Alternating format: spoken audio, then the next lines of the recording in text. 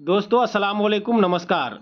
आज 2 अक्टूबर है यानी कि गांधी जयंती। गांधी जयंती के मौके पर मरियम गर्ल्स इंटरनेशनल स्कूल के प्रिंसिपल ने दी बच्चों को गांधी जी के जीवनी के बारे में जानकारी। आखिर गांधी जी के जीने का अंदाज क्या थे, आप इस वीडियो में देख सकते हैं। जिस तरह से मरियम गर्ल्स इंटरनेशनल स्कूल के प्रिंसिपल ने बच्चों को जानकारी देते हुआ कहा कि गांधी जी जिस तरह से जिया है वो कोई धर्म या राजनीति के लिए नहीं जिया है। आप वीडियो में अंत तक बने रहें। आखिर मरियम गर्ल्स इंटरनेशनल स्कूल के ओनर किस तरह से बच्चों को जानकारी देता है, जरूर देखें। बैलेंस के जरिए से और सत्याग्रह के जरिए से, दांडी मार्च के जरिए से और न जाने इस तरह से कितने आंदोलन के जरिए से गांधी जी ने अपने बदन पे लंगोट बांधकर गांधी जी ने हिंदू मुस्लिम को पहले एक कराया। सबसे पहले उन्होंने कोशिश की कि देश के अमीर लोग, जो बड़े लोग हैं, ये कभी देश की आजादी के लिए नहीं लड़ेंगे। ये बात गांधी जी को मौलाना अबुल कलाम आजाद साहब ने कही थी कि गांधी जी, देश को अगर आजाद कराना है तो गरीबों का साथ लीजिए, दलितों का साथ लीजिए, आदिवासियों का साथ लीजिए, यहाँ के मुसलमानों का साथ लीजिए। तब फिर मौलाना आजाद के मशवरे पर गांधी जी ने पहला प्रोग्राम दलितों को लेकर किया और फिर सारे दलित जब उनके साथ खड़े हुए तो अंग्रेजों को लगा कि यहां से अब हमारा कदम उखाड़ना आसान हो गया, अब हम बच नहीं सकते। क्योंकि अंग्रेजों की पॉलिसी थी डिवाइड एंड रूल, फूट डालो राज करो। और जब यहाँ के हिंदू मुस्लिम ने सीख लिया कि नहीं, हमारा दुश्मन, हिंदुओं ने समझा कि मुसलमान नहीं है, मुसलमानों ने समझा कि हमारे दुश्मन हिंदू नहीं है, बल्कि हमारे जो असली दुश्मन हैं वो दुश्मन है यहाँ के अंग्रेज, जो 7 समंदर दूर से आकर हम पर राज करना चाहते हैं। तो गांधी जी की जिंदगी सिंपल लिविंग और हाई थिंकिंग का एक बेहतरीन नमूना है हमारे लिए।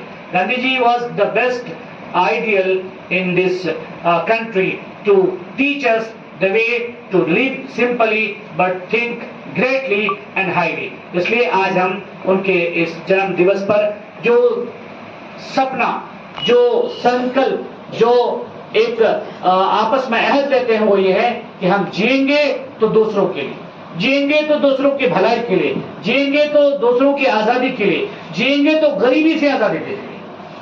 कैसे हमको आजादी चाहिए? गरीबी से आजादी।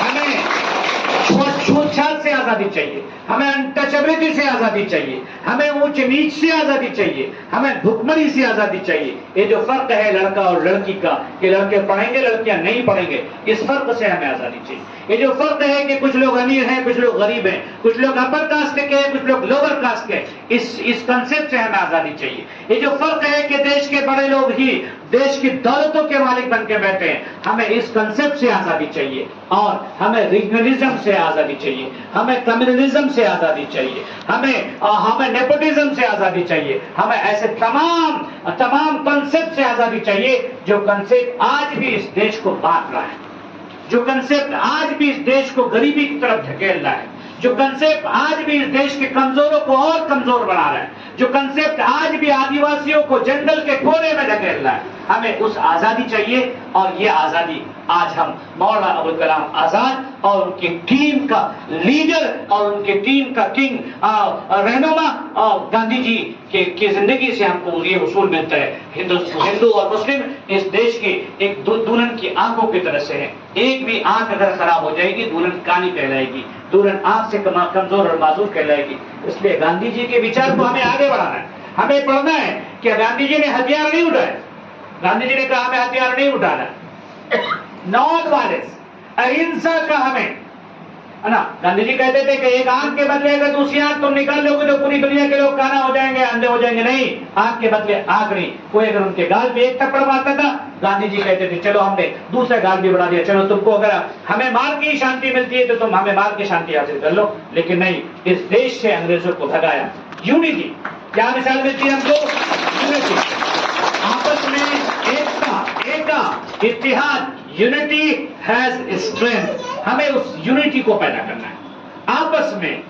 जो बहुत अमीर है वो नहीं चाहते कि गरीब के बच्चे आगे बढ़े, जो बहुत गरीब हैं उनको बहुत मेहनत करने की जरूरत है। और स्पेशली गांधी जी की बीवी कस्तूरबा गांधी से भी हमको जो मिसाल मिलती है वो ये है कि भाई देखो, हम लड़के हों चाहे लड़कियां, हमको आगे बढ़ने के लिए इक्वल अपॉर्चुनिटी चाहिए। और इक्वल अपॉर्चुनिटीज मिलेगी, बराबरी का मौका मिलेगा तालीम से। कैसे मिलेगा?